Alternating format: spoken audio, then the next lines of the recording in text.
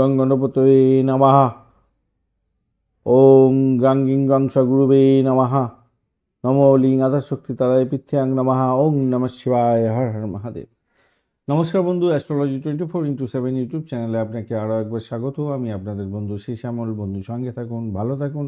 আমার তরফ থেকে প্রাণমরা ভালোবাসা আপনাদের সকলের জন্য রইল। শুরু করব মকর রাশির বন্ধুদের 25 ডিসেম্বর 2025 বৃহস্পতিবার কেমন যেতে পারে সে সম্পর্কে বিস্তারিত আলোচনা। লাইক শেয়ার কমেন্ট করার জন্য অনুরোধ রইল।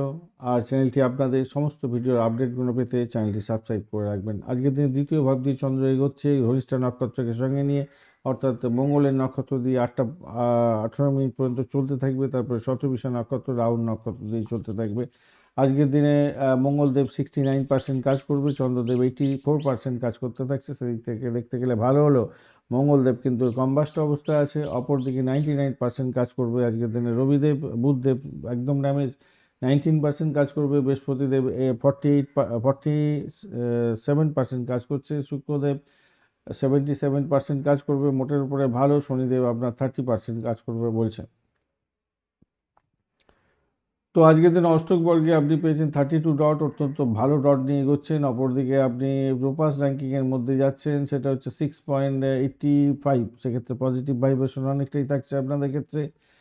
আজকের দিনটায় আপনাদের ক্ষেত্রে দেখুন, রাহু এবং চন্দ্র একত্রে বসে আছে। তো অপরদিকে শনিদেব পরের ঘরে বসে আছে। তো এখন ঘটনা হচ্ছে রাহু এবং শনিদেব কিন্তু খারাপ কাজ করলেও সেখান থেকে পজিটিভ ভাইব্রেশনও কিছুটা থাকবে। সেটা হচ্ছে পুষ্করাংশের মধ্যে আছে। মঙ্গল এবং শুক্র একটু ড্যামেজের মধ্যে আছে, একটু খেয়াল রেখে চলতে হবে। আর চন্দ্র রাহু যেহেতু আছে ওখানে, তো পুষ্কাংশ নিয়েও রাহু আছে, তাই অর্থ, পরিবার, বাকশক্তিতে অস্থিরতা কিছুটা আসতে পারে, খেয়াল রেখে চলতে হবে।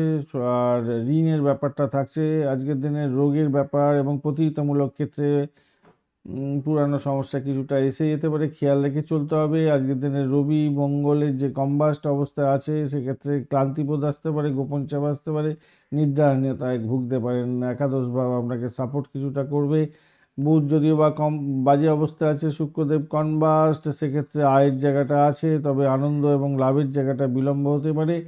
আজকের দিনে পরিশ্রম বেশি হবে, যোগাযোগের মাধ্যমে সাফল্য পাবেন, সাহস ধীরে ধীরে আপনার আসবে এবং স্থায়ী উন্নতির কিছুটা পথ প্রশস্ত হতে যাচ্ছে। কেতুদেব আপনার হঠাৎ পরিবর্তন করাবে, মানসিক বিচ্ছিন্নতা দেখা দিতে পারে। অর্থ এবং পরিবার কেন্দ্রিক জায়গাটা আপনাদের ক্ষেত্রে ভালো হবে, তবে কথাবার্তা এবং সিদ্ধান্ত নেওয়ার ক্ষেত্রে সংযমী বা মনোভাব নিয়ে চলতে হবে, জরুরি এটা।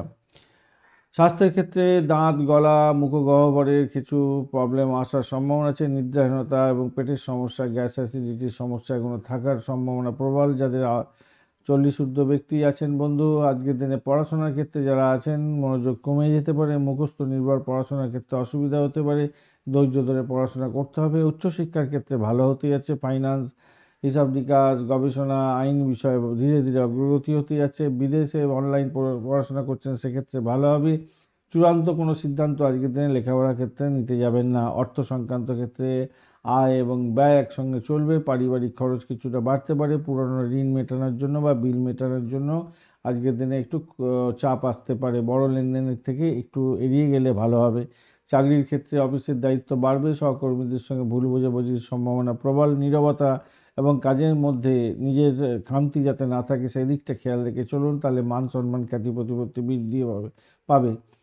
আজকের দিনে পেশাগত জীবনের ক্ষেত্রে পরিশ্রমের ফল মিলতে যাচ্ছে। আজকের দিনে যা যোগাযোগ, লেখালেখি এবং পরিকল্পনা খাতে কাজকর্ম করেন সেক্ষেত্রে উন্নতির যোগ থাকছে। ব্যবসা বাণিজ্যের ক্ষেত্রে লাভ আছে কিন্তু বিলম্ব হবে। পার্টনারশিপের ক্ষেত্রে মতপার্থক্য হতে পারে, আজকের দিনে নতুন চুক্তি করতে যাবেন না। প্রেমের ক্ষেত্রে আজকের দিনে মতভেদ হতে পারে, ভুল বোঝাবুঝি থেকে দূরে থাকার চেষ্টা করুন।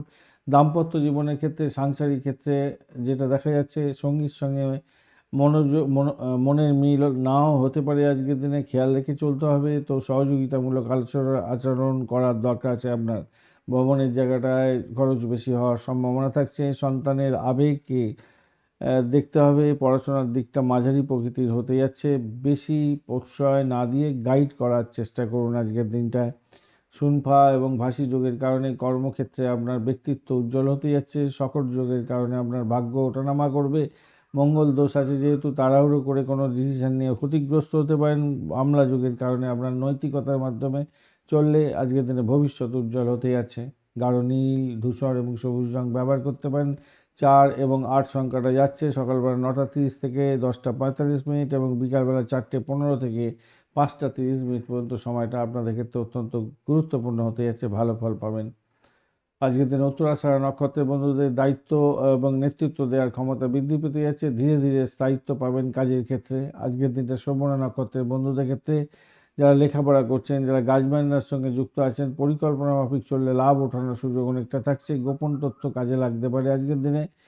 ধনিষ্ঠা নক্ষত্রের বন্ধুদের ক্ষেত্রে অর্থ এবং সামাজিক যোগাযোগের ক্ষেত্রটা সুযোগ বৃদ্ধি হতে যাচ্ছে, তবে অহংকার বোধ এড়িয়ে চললে আপনাদের ক্ষেত্রে ভালো হবে।